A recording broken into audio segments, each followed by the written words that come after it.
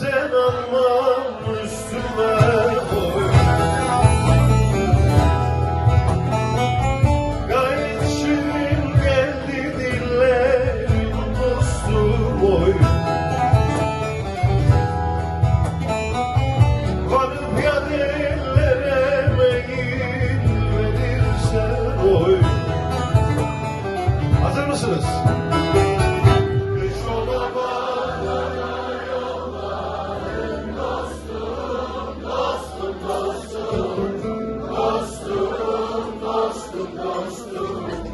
Dostum gelsene canım.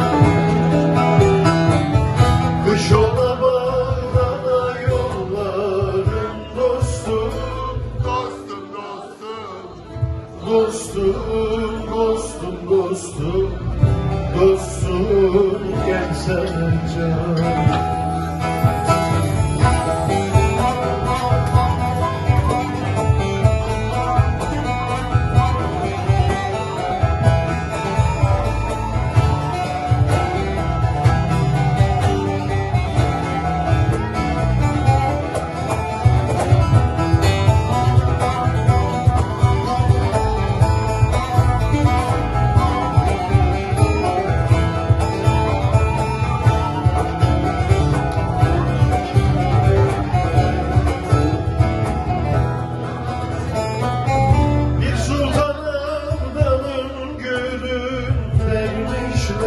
Oy.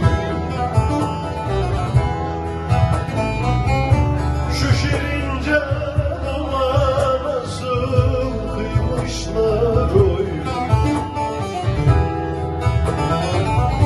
İstersen dünya malı vermişler oy. Sensiz dünya malı neylerin dostum. Dostum, dostum, dostum, dostum, gelsene canım. Hep birlikte söyleyelim.